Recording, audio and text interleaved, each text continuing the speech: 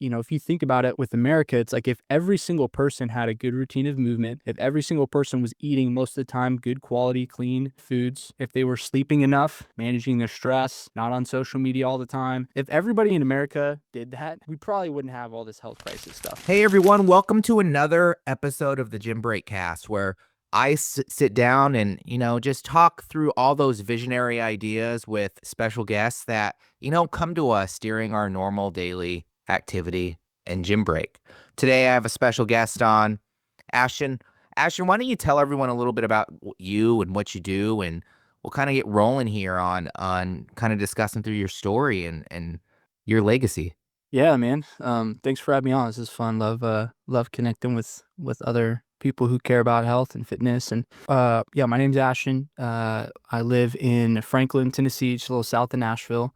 Married to an amazing wife, Kelsey. She is a nurse. She's been a nurse for years, and she's graduating this year to be a nurse practitioner. So she's amazing. We work with K through 12 schools and parents who have K through 12 students all over the United States. Um, and we work with them to help their kids be healthier and to help build a foundation of health and fitness and nutrition and sleep, rest, recovery, community, all that stuff while they're young to help them build habits that are going to last their whole life. So we work with schools all over the US, parents, and we have a platform that's completely done for them that helps, kids learn about the different ways to make health simple. So That's interesting. What made you get into going this direction? yeah, so when I was a kid, probably by the time I was a sophomore in high school, I was about 300 pounds and did a lot of the sports, played baseball, played football, but just man, like nobody really taught me like how to really be healthy, right? Because you can play football as a teenager in high school, and it's like you just got football coaches yelling at you, and you're squatting 500 pounds, and like nobody really taught you the form, and you're eating whatever you want, and so I was strong, but a lot of the 300 pounds was just excess fat, and I just ate whatever I wanted. It was addicted to food, pre-diabetic. Just really struggle with that. I was made fun of a lot in high school because of that. And yeah, I just one day I was like, you know what? I don't want to be that guy anymore. You know, um, I'm kind of tired of living this way. So ended up losing 110, 120 pounds, went from about 300 down to like 175 was my lowest. And yeah, just started living that out and changing my, lifestyle and the way that I lived and other people saw that. I graduated high school and people were like, "Bro, like what did you do? Like how you were that guy. Like you were the guy that didn't care about any of this stuff. Like how are you not only how did you do that, how are you maintaining it after 2, 3 years now?" And so ended up just helping people in my parents' garage. I just graduated, was kind of going to local college and living with my parents, and was like, man, like, come hang out, come work out with me. And so I threw some rusted, Craigslist stuff that I found, barbells and stuff in my parents' garage and just started training people and kind of working out with people and helping people and ended up getting certified as a trainer and got a bunch of other certifications. And I ended up getting a full degree from Arizona State for health and nutrition and all that stuff. So I helped adults for years, and it went great. And then COVID hit, and that was an interesting time because we grew that into like a small like studio where we would do like group classes, personal training, coaching, all that type of stuff. And then COVID hit.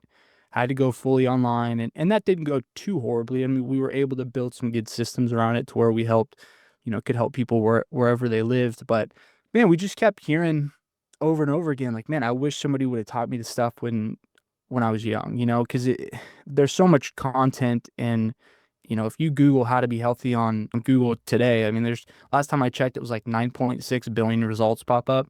And so there's so much content, there's so much stuff. People are so confused. And so we were really able to um, just simplify it for people and give them simple frameworks, make it not easy because it's not always easy, but make it simple so that their heads weren't swimming, and so but we just kept hearing like over and over again, like, man, I wish somebody would have made this simple for me like this in high school, like in school, like nobody taught me these principles, nobody taught me any of this stuff. And so, now I'm 40, 50 years old. I own this great business and my health is trash, and I got, diabetes, and whatever the case was. And so it was like, man, like we just kept hearing that over and over again.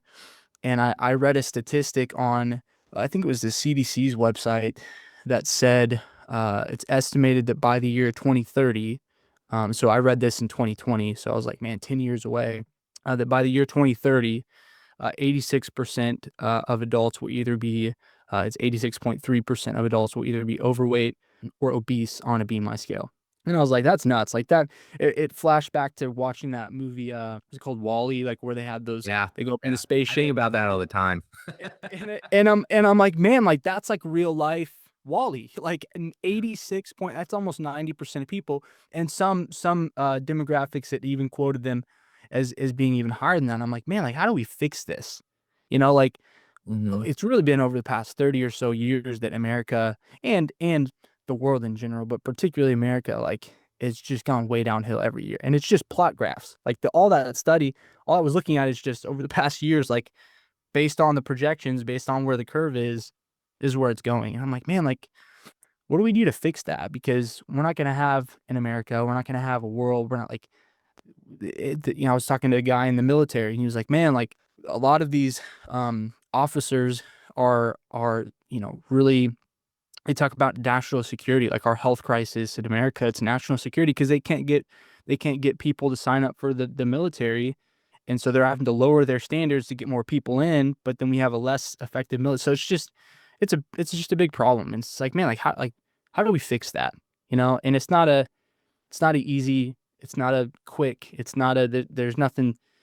It's complicated, and it's not a really a fun problem to really try to diagnose. But I believe really the way to fix that, each generation continues to get worse and worse, because nobody cares about health education anymore, and nobody cares about teaching these kids. It's an afterthought. PE is barely done anymore. The health, they get one semester of health in high school. It's just like nobody cares, and then they get math every year and English every year, and it's not prioritized. And so I believe the way to change those trends over time is to equip and empower the next generation so that every generation can get better and better. And so that's what we did. We put together this program, and I just started calling schools and telling them about it. And we want to change kids' lives and teach them that foundation while they're young. So that's that's a little bit of the story. That's a great story. You've been through a lot through there, and I think everyone that comes on kind of has some sort of clarity moment, at least once. I've heard a lot of people have multiple clarity moments. You probably did in 2020 as well, right? Which made you do that pivot. But it's interesting to me, one, that statistic you brought up, but two, I really want to kind of dive into your thought process.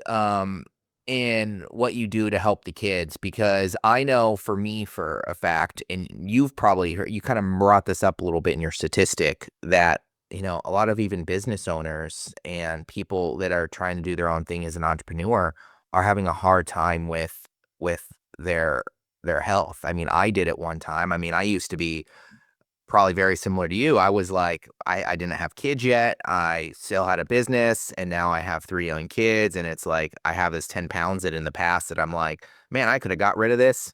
I could have got rid of this. It was like so easy back in the day. And now I'm like, man, I can't get rid of that last 10 pounds. I was like, I know my calorie intake. I know that, I know how many carbs is in an apple, for crying out loud. Like I'm, probably been like you, where it's like, I can pretty much diagnose calorie intake. But, I'm getting off topic, but where I'm going at with this is, how do you feel like the mental well-being of physical health has played the role, not just with the kids' development, but I would say your development? Yeah, it's tough because our kids these days, they have a lot of really unique challenges that we haven't seen before. Social media and the internet. I mean, it just bombards them, and so yes, there's physical health crisis, but it goes hand in hand with mental health. And I mean that's what we talk about when we have content on comparing to others, and stress management and social media and emotional health and sex ed. Like we have all that stuff because it's like it doesn't matter how mentally healthy and what you're doing there if your body is not functioning right. But also on the other end, you can be super fit and jacked and whatever, and then your mind isn't right, and it's like that's worse. And so, Yeah.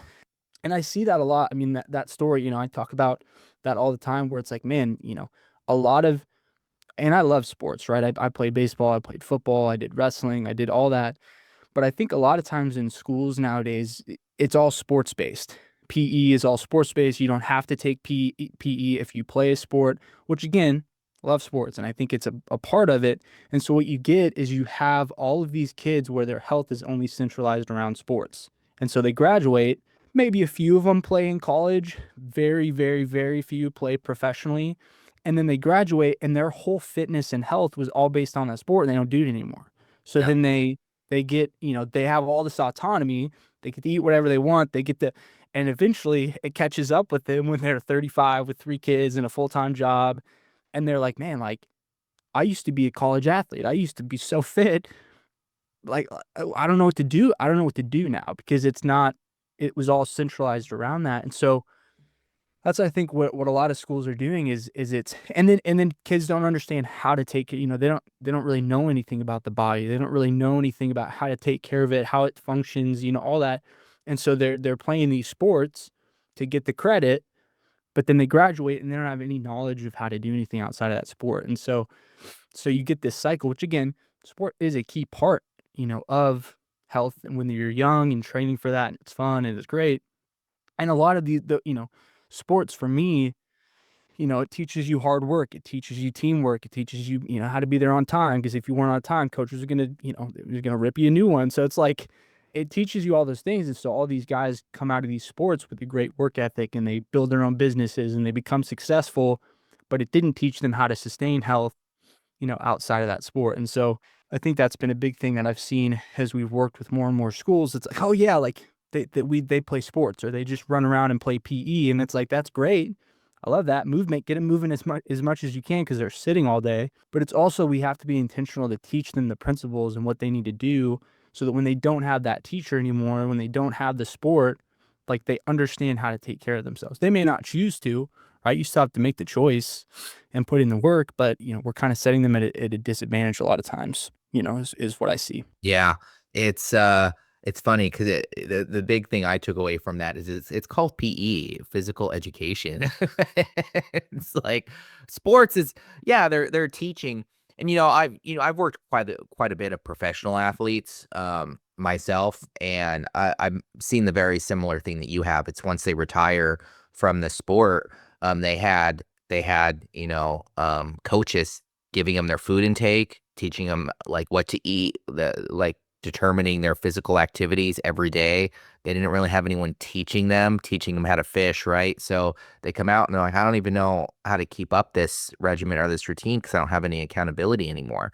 So I think starting young and helping them kind of understand, and I think it does twofold, right? And you can probably explain it a little bit more than me, but I think it doesn't just help them understand the basics of physical education and how to help them learn how to handle and control their own body, but that also gives them a sense of confidence, and helps them in their mental clarity and being like, oh, I can achieve something because I am learning something, seeing how to fail. And that is probably the one biggest benefit I see from sports for kids is it's a way for them to learn how to fail without any drastic measures, you know? Mhm. And I think, but going even deeper into that, I would say, the physical education is the micros. And so what really within your programs and what you do, how do you kind of develop these programs? Is it school specific? Is it student specific? How do you really dive into that kind of assessment? Yeah, so it's a curriculum that we came up with it, and it's in an online digital platform that the teacher gets access to, and then they facilitate it. There's some schools that use it, and it's like a self-paced, like, online program. The student just goes through it, but it's totally done for the teacher. All the content on all the resources are in there, and then they facilitate it and teach it to the students. And then our team kind of helps them to, customize it to what their use case is. Some schools just use it in like a classroom, like health class type setting. Some schools are using it, K through 12 and PE and in health class. So we kind of help them with, hey, here's the platform, here's how you're going to pace it out. And then the platform makes it really simple and breaks it down into four main areas. And so it's called the form curriculum, and form is just an acronym for the four kind of areas of health that we break it into. And it's really simple. It's not anything fancy or new. But the F stands for functional fitness. So, how do we help kids create sustainable and simple routines of how to move their body? And so we talk about, the curriculum. It is, some of it is an academic curriculum. So it's, you got to cover the standards, and it is school. So it's a little more academic than you would think for like an adult, program. But yeah, it's all about fitness, movement, how movement affects the body. We talk about the systems of the body and how they all work together, and how movement helps each of them to function well together, all that stuff. And so how do we maintain and have a simple routine of movement in every season? That's the first pillar. Second pillar is nutrition. So it's called optimal nourishment. And so we talk about two main principles for kids. One is food as fuel, and one is food as fun. And how do we balance those two things? And I think a lot of times, in our culture, we talk about cheat meals and we talk about cheat days. And it's like, I get what we're saying, and I've said that before, but I think for kids, especially teenage girls, it's how do we give them a positive thing to think about rather than, hey, I'm cheating on something, or and again, if you're in training for something specific or you're on a diet or something that's a little different, but we talk about food as fuel. So saying, hey, most of what we eat, just like a car needs gas to go, it needs oil, it needs all these things. Our body needs food to fuel, right? So we talk about calories, we talk about all the different macronutrients and micronutrients and all that stuff that your body needs. And then we also balance that out with food as fun. Hey, sometimes it's okay to enjoy food as fun and to celebrate and feast with family and friends and enjoy yourselves. Most of the time, fuel, some of the time, fun. And so we kind of talk about those principles and teach them, how to take in the right things for nutrition. So that's the second pillar. Third pillar is rest and recovery. So, how do we have, I think a lot of people with recovery, we are, and I used to be horrible at this, especially when I was younger. It was, you're training really hard in the gym, and then you do zero stretching, zero cool down, zero recovery, and you're not. And so, and then when something does happen, when you get injured or you tweak something or something, then, oh man, now I need to like pour on the recovery. And so we talk about how do we have preventative routines of recovery? So how do we sleep? How do we focus on sleep? How do we focus on rest? How do we talk about stress management and stretching and active recovery and all the stuff, that you need there. So that's the third pillar. Fourth pillar is the M. So it's multiplied maintenance. How do we maintain the other three pillars and multiply it into the lives of others in every season? And so we talk about community and the people we surround ourselves with. We talk about setting the right goals, for health. A lot of times people, like, we know we need to be healthy, right? Like, we know, like, okay, I need to take care of myself. But we don't really understand why a lot of times. And it's just, okay, it's just something I got to do. But when you can really attach health to a goal that you have in your life, whether that's being a good dad or a good mom, or being as proficient as you can in your work, and being able to be really productive and having the energy that you need, or whatever it is, like, and you can center that goal around helping you do what you're called to do and helping you serve others better. Like, it makes health to where it's helping you versus you becoming like a slave to all this just stuff that you have to do all the time. You don't know why you're doing it. And so we talk about goals, we talk about social media, we talk about the friends we surround ourselves with. We talk about how to fit health into your schedule. I mean, you can have the best plan in the world, but if you don't do it and you don't fit it into your schedule, like, it just doesn't matter. And so that's the stuff we talk about there. And then we add in emotional health and social health and some stuff like that. So we break it down really simple for these kids into these four areas. And the whole point is, hey, in every season of life, have a simple routine in each of those four pillars. And it's like, and it's so simple that it's like, okay, like, I can do that. And if you think about it with America, it's like, if every single person had a good routine of movement, if every single person was eating most of the time good quality, clean foods, if they were sleeping enough, managing their stress, stretching, not on social media all the time, surrounding yourself with the right friends, having simple goals. Like, if everybody in America did that, we probably wouldn't have all this health crisis stuff. Like, that would fix 85% of the stuff that people are dealing with, because a lot of it's preventable. Now, again, I also know people that are super duper healthy and they get cancer or they have something, sometimes you can't control it. But, if we could have people walk in those four areas consistently, not perfectly, but consistently, that would fix a lot of the areas. And then each of those pillars, we teach into depth how to create those routines, the education that they need to know about, each of those areas. And then we help teachers with different practical challenges and things that they can do to help students, like you're saying with the sports, right? Help them practice what they're learning in that class while they're in that class, where they have the covering of a teacher. And it's not, hey, you learned all this stuff. Now all of a sudden you're done with the class. You're not in that setting anymore. You have to do all this stuff. Let's help them practice and reflect on, hey, like I tried to do movement 4 to 5 times this week. Like I only got two. Like, why is that? How can we do better next time? What got in the way? Like, where the teacher can kind of help them coach the practical like lifestyle, because that's the hardest part, So that's how we break it down. That's how we help teachers and schools, and every school is a little different, but that's the general kind of gist. No, I love it, man. I love the direction, and I think overall, I think because this is really a cast that's really designed for that visionary type mindset, I want to kind of dive in. I want to kind of dive in and really look back at not just your wins, but like your pivoting points that helped get you to this situation and some of the strategies you've kind of possibly taken to kind of get to where you are now. One of the key things that you brought up earlier on in this cast was you talked a lot about 2020 being the time of like, I mean, I don't even like to say the word because this is also going to go on YouTube and I don't want to get like any sort of like hit, but like 2020 was a hard time. I know for my firstborn, it was hard.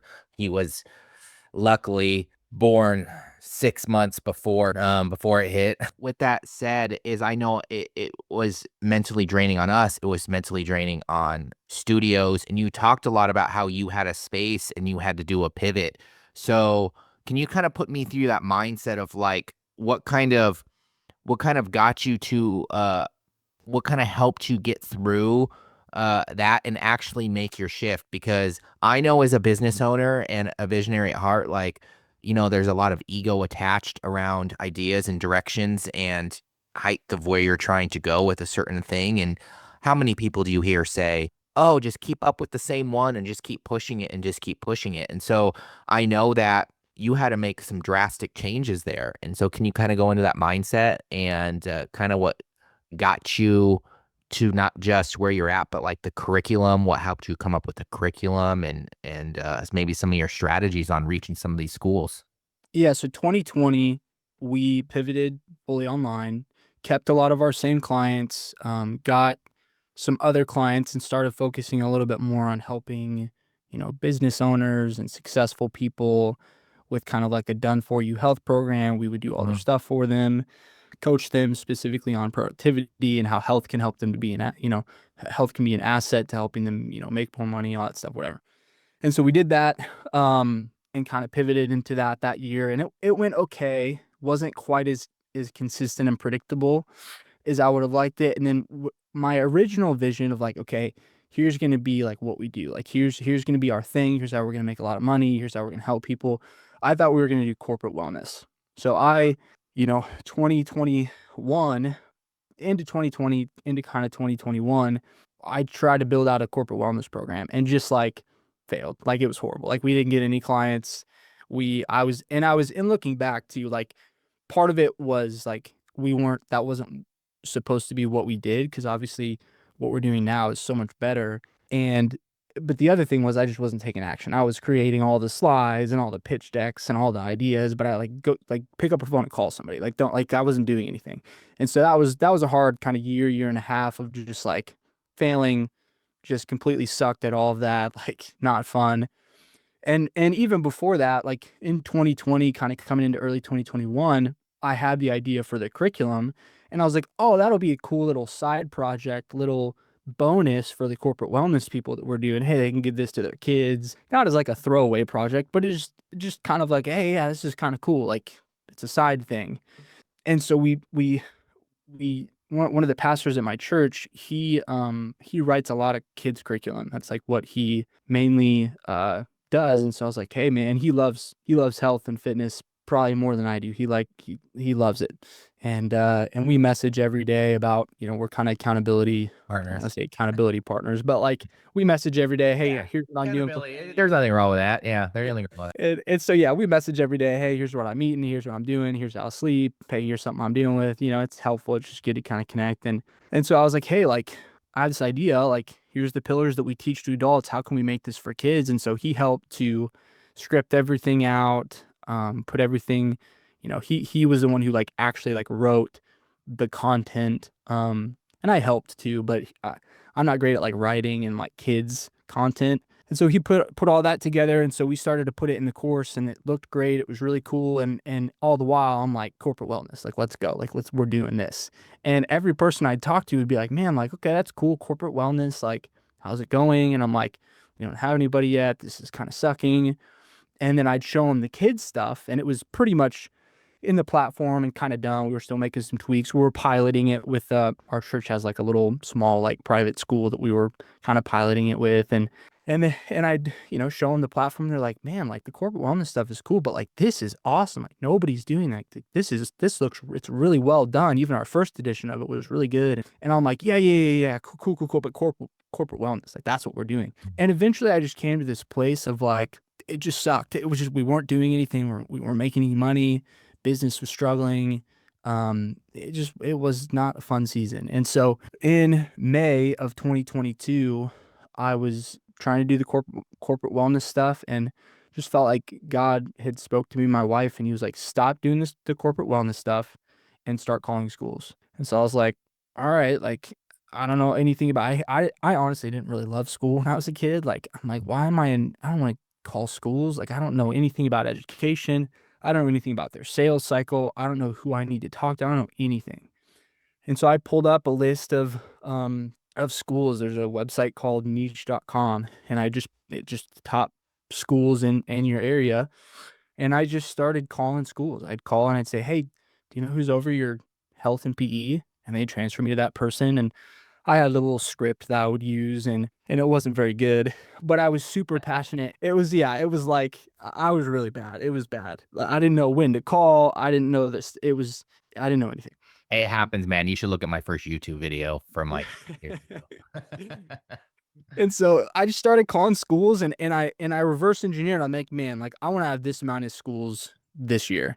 And so I just reverse engineer those numbers. Hey, if I want to have that many schools, if I have a 20% close rate, that means I need to have this many conversations. If I need to have that many conversations, maybe I need to call this many schools because maybe 5% of those will actually have like real conversations. As I just broke down those numbers, and that's all I did all day, call schools, period. And I sucked at it, and it was bad. But I would get a hold of people, and while my script wasn't very good, they could tell like I was passionate about what I was talking about. And I was really Yeah. genuine. I was like, man, like I really believe that this platform could, one, change your kids' lives, your students' lives, and it could also take a lot of work off of you and other teachers. And so people would meet with me, and we closed some of our first schools. I think that first year I had 20, 25 schools that partnered with us by the end of that year. So that was fun. Didn't know what I was doing with them. I was just like, hey, here's the curriculum. And I remember the first school I ever implemented with, it went horribly. Like just they had every one of their teachers at like the whole school hop on, and and we didn't have enough content. I mean, back then the curriculum was just, there was an animated video and a little auto-graded quiz and some workout videos. That's it. Like it was like super bare bones. And there wasn't enough content to cover what they were needing to use. So it was not fun. But I figured it out and looked at how we needed to implement what they were doing, and we grew. So yeah, I had about 25 or so schools that year, and just kind of kept up that process of calling, letting them know what we're doing. And then we have way better ways of reaching out to schools now, and processes for that. And so we've learned a lot. But yeah, it was fun, looking back. So Yeah. fun in its own way. There's a lot of, I probably should have broken those questions up so it was easier for the audience to digest. But kind of going back to your original kind of part of your story when you first started and you were going after corporate and then you made the shift. Like to me, I see that all too common. There's nothing wrong with it. I think the corporate actually helped you, like because it helped you find, like you said, it helped you find your path to the kids. If you never did the corporate, you probably would have never found your path towards the kid and said, okay, this is working, this is not. And maybe I just have more, passion towards the kid side. Maybe that's really what it came down to, right? You were less fearful to and less resistant. But yeah, I was like, all I heard there was strictly validation mode, man. Like you were like, let's test this stuff, let's find our audience, and then finally something started to hit. And I think that a lot of people in visionary type roles get to the point where they do want to try a whole bunch of different things, but that does not stop. They just to continue because they don't have someone else to go back and forth on like you did with your pasture to be like, hey, let's just like give this a shot. Let's kind of focus on, let me help give you a nudge and help hold you accountable. And so yeah, that's great that is that doesn't come so easy for a lot of people, right? Like, hey, find that audience and just like kind of roll with it. A second thing that I heard there was that you finally took focus on execution, right? Like it's not just, especially at the beginning, it's not always about strategy, it's about executing. And I think you kind of flipped the switch there. And yeah, you went from, I'm just going to create all these decks, which is kind of strategy in a way. It's like, let's create these decks so we can look good and we can like try to prepare. And then I think you realize I just need to execute and I just need to go into like starting to reach out to some of these. I'd love to get into that first phone call with you. Do you ever go back? Do you ever go back on that first phone call? Do you have it like recorded and do you ever like go back and listen to it or do you just cringe and try to keep it out of your memory? Like when I would cold call or Yeah, like yeah, that first call you said that you had. Yeah. yeah, I mean, I didn't record any of them really. It would have been cringy. You know, but that's the thing, man. Like I think focus is so powerful because it was, hey, drop everything you're doing, and literally all I did 8 to 9 hours a day was call schools when they were open. That's the all, period. And I would call certain schools. I would start off calling schools in Eastern time zone because they were ahead of my time. Yeah. And so I'm in Central, and I would call them at first, and then once I got to the afternoon, all those schools were out. Because it's 3 or 4 o'clock, and I would call Pacific schools. Schools in Pacific time, so I could. And it was just, man, like just doing it, like getting up, setting a goal, hitting your numbers, and focusing like relentlessly on that and seeing, what could happen. It was just, I had to take action, and I was always someone that like the issue with the corporate one, this stuff wasn't primarily that, like I wasn't taking action or I wasn't a hard worker. It just like, I don't know, like I just couldn't get it going. Like it's just the weirdest. And I still have some of those like pitch decks and slide decks like in my Canva and all that stuff that I look back at and I'm just like, but it does, that failure and that like struggle and figuring that out like becomes a part of your story, and it becomes something like that you're so thankful for. Cause I'm like, man, like that was so not working. I was hitting a wall, and now I'm in this industry and I'm in this market where there's such a huge gap and such a huge need just I mean, there's nobody else that's doing what we're doing. None of these curriculum company. I mean, it's just crazy. And so it makes you really thankful. Like, man, like even when I'm in the midst of busy season and I have to call 70 schools a day and I'm just like drowning, I'm like, this is a heck of a lot better problem than having nothing and Mhm. having to struggle through that. So it just makes you really thankful of like, man, like it's awesome what we're doing, So And the fact that you have a busy season, I'm not that you have one, but that you recognize, and yeah, I mean, it's pretty obvious you're probably not calling the schools during the summer, right? But they're all it's funny. It's funny. Our busy season, like that's been the other thing that's been hard to get used to. Because with fitness and with gym stuff, it was like you kind of have a busier time of year, like January, all the New Year stuff. yeah, But like with schools, they buy like they're not usually changing their curriculum and what they're doing in the middle of the year, right? Like they're yeah, not going to get into the fall and say, hey, like October, we're just going to randomly do this new thing and buy, and all their budgets renew in the summer, and so all of we're renewing all of our current schools. closing all of the new schools that we're going to work with. We're implementing with all of those. All that's happening really from late April through August. And so it's like everything is at once. So it's like, and then before then you have to do all the outreach and connect with everybody and fill what you're doing. So it's been a learning process. And I feel like we finally have somewhat of a handle on it of like, man, like in this season, what do I need to be doing, in Q1? What's the focus is? It's not, so we don't close a ton during Q1 because it's the middle of the semester. A lot of them are going to close, May through September. And that's what we've found, from other, people that are selling into education. Like hey, that's kind of how the typical thing works. So that's been another thing that's you have to figure out and learn and when the cycle is, and it's just different. Yeah, it just well, and that's and I think one thing that I can see which has helped you kind of get past some of the hurdles I see a lot of the prospects that come into the door for me because being in branding and marketing, I pretty much dealt with a wide range of different types of companies, right? Before I finally narrowed down and did my validation and did who I was working with.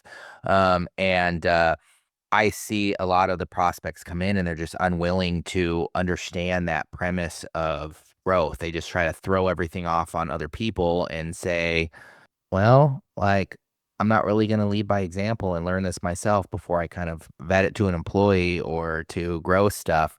And so I see you've taken that on. Like you went in and you lost your ego. You didn't have any ego because you were able to. You probably, I mean, we all have egos, but I mean, you were able to look at the corporate thing, and it was probably hard. But you eventually said, you know what, we just have to make the shift because for the well being of not just my well being and the passion of direction, but where it's leading me. This is the led journey that I'm supposed to be on. So you were able to make that shift. And even hearing you talk about, hey, I had to take one call and I've slowly continued to learn the market and basically just take that 1% growth day after day and see what was working and being able to shift that.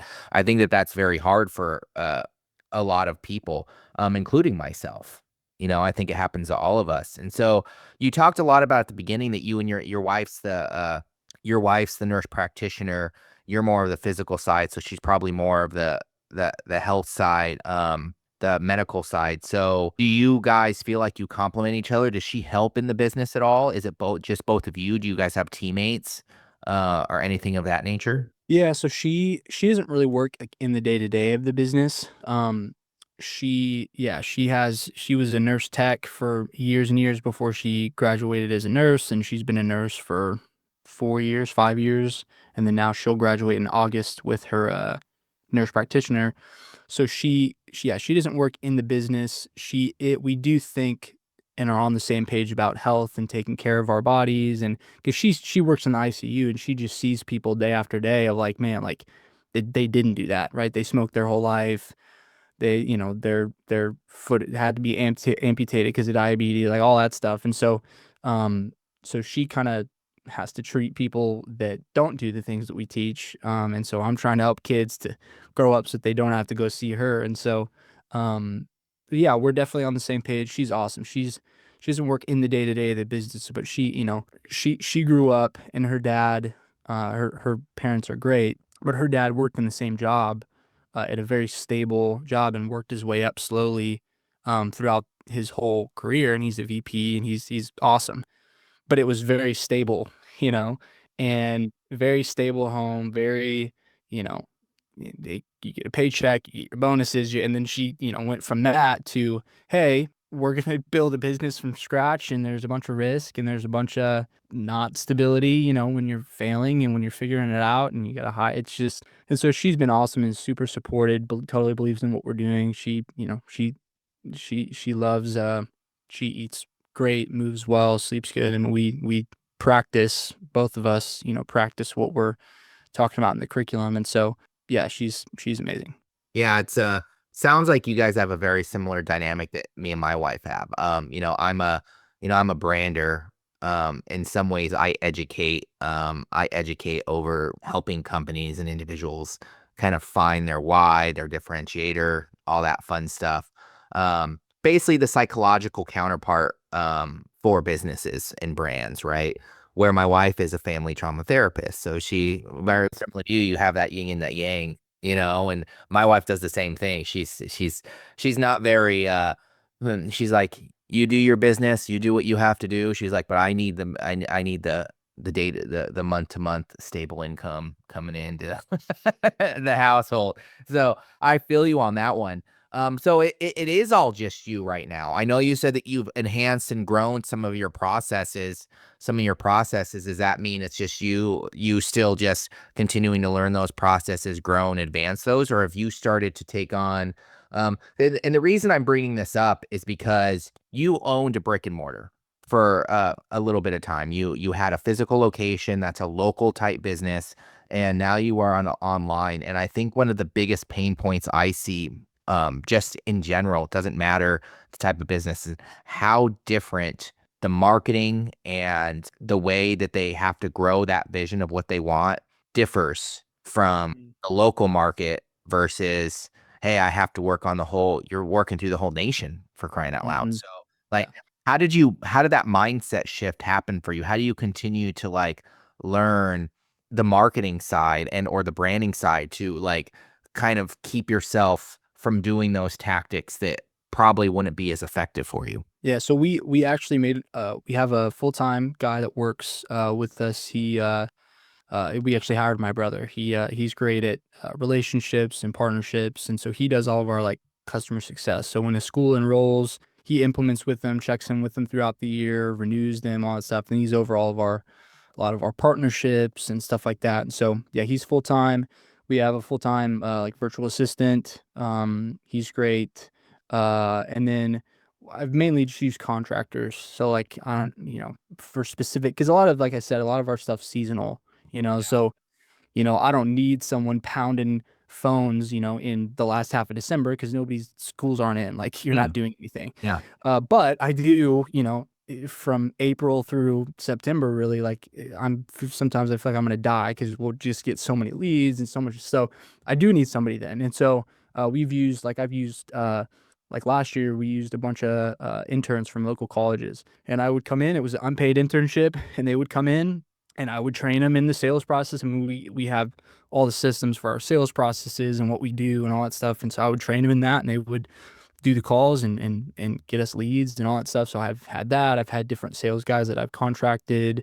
And then a lot of what we do, we've talked to so many schools over the past couple of years, and it's part of it is not letting those relationships fall through the cracks. And it's so we use HubSpot as our CRM, and it's I can't call and follow up with every single school I've ever talked with and call new schools and implement with. I mean, it's too much. So we built out a lot of systems this past fall, seeing, because at first for us it was like, man, like nobody would talk to us. Like I just got to call, like I just got to make opportunities.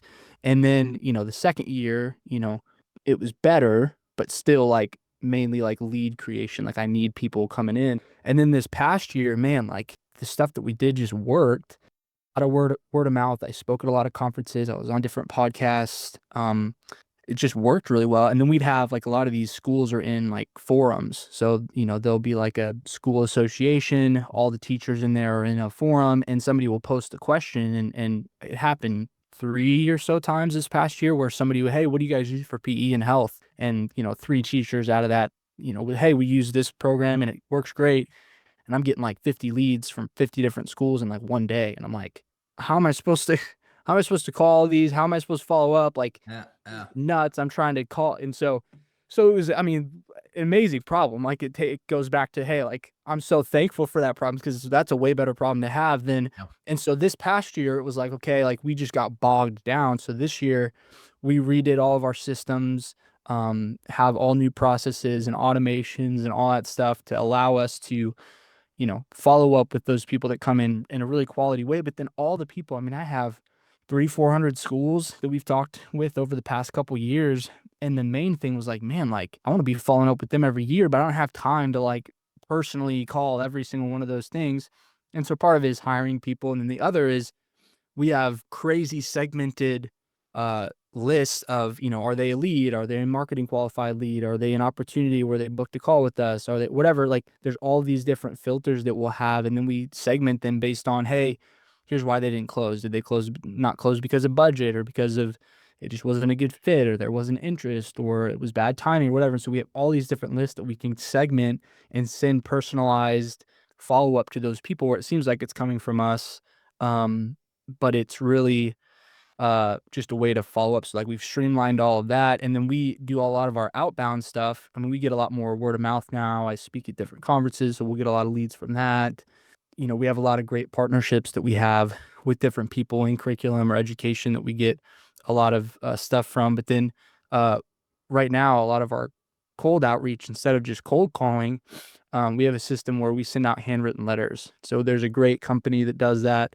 And I had somebody scrape and go out and get all the decision makers at all the schools in certain areas and segment that. And so we actually it sends out a handwritten letter to them, written with a real pen on a real envelope, hand addressed, like with a real stamp.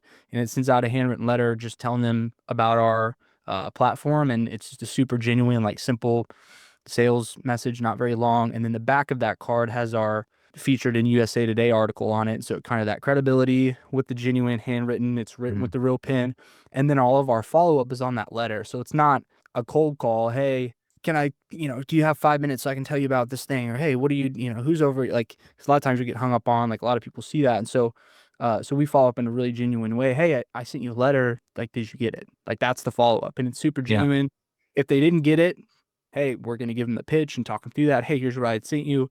If they did get it, then you can start that conversation there. But it's been a really cool way to get a lot of engagement. So we're automating a lot of that, where we'll follow up on those letters via email, and then some of our people will follow up and call people asking them about it. And so yeah, there's a lot of really cool systems that we're figuring out.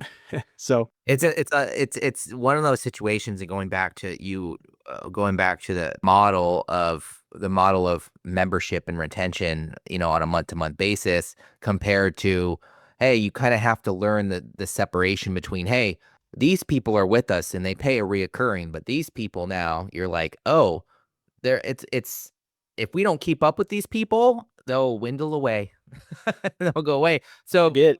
Yeah. forget, and so you have to learn that, one, like what you mentioned earlier, which a couple things that really sparked my interest, which were, your brother is very relationship oriented. He's very connection oriented, and so you have him in the right position for the right spot. He would, from the tests that, so I told you my wife's a family trauma therapist, and we use this certain personality test that therapists use. It's the color test. So I would call your brother an orange, which means he's very relationship, very connection based. And that's usually salespeople, right? That's usually people that like to connect. I do the sales too. You probably do the sales too, but there does come a point when it's like, but it kind of burns you out a little bit. Oh Try. yeah, I'm not I and my brother too. He's a lot more likable than I am. Like, Yeah. I get along with people, but I'm like, Yeah. he just meets people, and like, I mean, we'll travel together. I'll go to different conferences and he'll come with me, and we'll meet somebody, at a restaurant, and he's just like cracking up with them. I'm like, you met that guy? Like, how do you like? It's so he, I know what you it's mean, that, man. Yeah. it's Yeah. that type of stuff. And so he's great in that. But yeah, with the sales, man, I I'm pretty tenacious. I follow up with people. I mean, I have 50 times. I mean, it's just but it does. I'm not a natural like just killer sales guy. Like, I do it Yeah. because I have to, and I'm excited to get somebody in that full time, like crushing that role. But man, it does kind of take a toll. But also too, like, I am a lot better, I feel like, at sales than I am at marketing. How we reach out to schools is kind of sales and marketing together, because like we market by sending the letter, but then we're as salespeople following up on that. And so that's a little different, because we also work with homeschool families and stuff too. So they buy just directly on our website and just get out. Like, Yeah. I don't meet with them and stuff like that. So we have that, and that's great. It's more automatic, but I'm not as good with like, how do I reach those people and how do I get them to buy on the website? And like, we do a decent job, and we have good opt-in rates and conversion rates and stuff like that. But it's just like, I'm a lot better at the sales of just like, I'm just gonna grind and call people, and my tenacity is gonna outdo yours. Like, that's kind Well, of how and I'll say, Yeah. back to your original point, and I say this to studio owners all the time too, is very similar how you had the corporate and then you had the personal, and you found out what works and you went with it. Like I say the same thing in marketing to a lot of people. Like I'm the opposite of what you'll hear a lot of marketers like, you have to do everything. You have to be out here. You have to be out here. It's like, no, find something that works and work with it. And then once you feel like you've not going to say exhausted it, but just to kind of not put all your eggs in one basket, once you feel like one has kind of really started working for you, then yeah, sneak in some budget towards another one. But or a different audience, because you're right, an online, that's a whole different consumer. One of them is B2B. You have a B2B market, which it is relationship based, and then you have a B2C market, which is the online. So they're completely different markets, and most likely they're completely different price points too, because you're working with a B2C market, right? So you do have to kind of say, all right, well, we want to work on this over here, but maybe it's not the time. Maybe let's just focus on this because I don't have the time or the energy. But a lot of studio owners, for instance, that I talk to, they'll be like, oh, we want a whole e-com brand. They'll like be online. They'll be trying to do e-com stuff, and I'm like, dude, you're a brick and mortar man. You don't need. That's a whole different strategy. Like, Yeah. no one wants to buy your shirt online.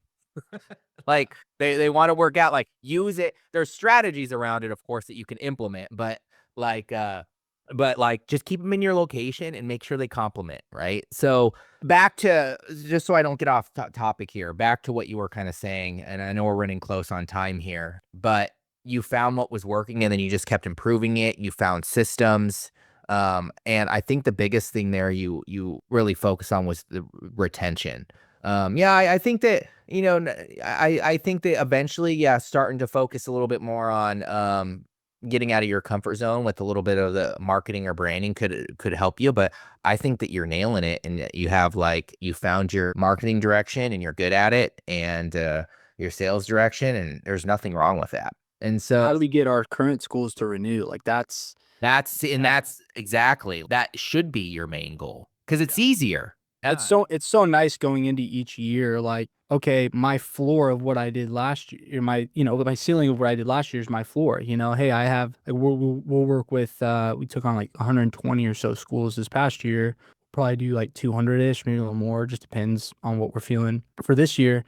And it's like I already got 120%, and we have about an 85% renewal rate. It usually goes pretty well, so about 85% of those. So it's just so helpful for like predictability and projections and consistency. It's just like, hey, like we're just serving them really well, and most of them renew, and that is really nice, I will say.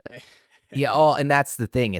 I'm not going to say it's the easy route, but it kind of is. There's nothing wrong. It's a very similar concept. A very similar concept to studios. How I say, hey, like really focus on retention more so than you do your lead gen, and that's the beauty with it, is you have a waterfall effect, right? Like you just mentioned a waterfall, and you found a way to do a waterfall effect without having a reoccurring model. I think that's beautiful. And yeah, it's easier. Why would you? Why would you? And it saves you money and time because you don't have to hire many people. 'Cause you have, so learning that process, and that's a fun, like you said earlier, that's a fun process to go through. Sounds like you're doing a pretty good job at it. But I'm gonna leave it at that. We could probably chat even longer. I'd love to dive in even more. We finally started getting into it after, I'm in Arizona, so it's 10:30 for me, and I have 3 young children, and one home from school because of pink eye. So I Ugh. get much sleep last night after the conversation we had earlier about sleep. But with that said, why don't you tell everyone where they can find you, and where they can find you, and then maybe just give one quick takeaway from the last couple of years that you think could help someone improve what they're doing in their business. Yeah. So people can connect to our website is formeducation.org. So just FORM education.org. That'll take you. You can check out the homeschool. You can check out the public school stuff we do, private education. All of our stuff's there.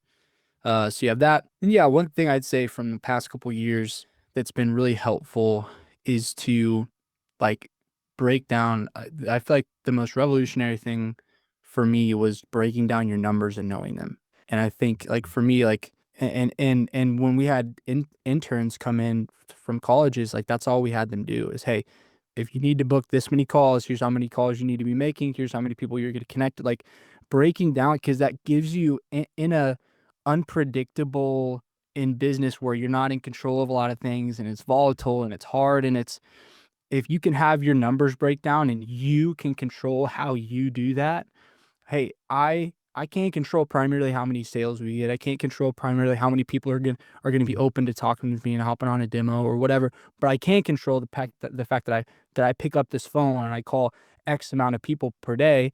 And then based on that, you can tweak the numbers. Hey, I see consistently, 10% of the people that I'm calling are booking versus 5%. Okay, sweet. You can adjust your numbers from there. But that I feel like has been so helpful for me in a place in a business that's unknown. You don't know what you're doing and you're trying to figure it out and it's volatile and it's not stable. And it's like, here's these simple numbers and these simple lead indicators that I can control that gives me control. And it's almost like sometimes, especially at first when I was making those calls, there would just be a piece that would come along with it where I'm like, okay, like I have all these tasks and I have all this work and it's like, okay, I'm in control of this. Like I'm doing the things that I need to be doing.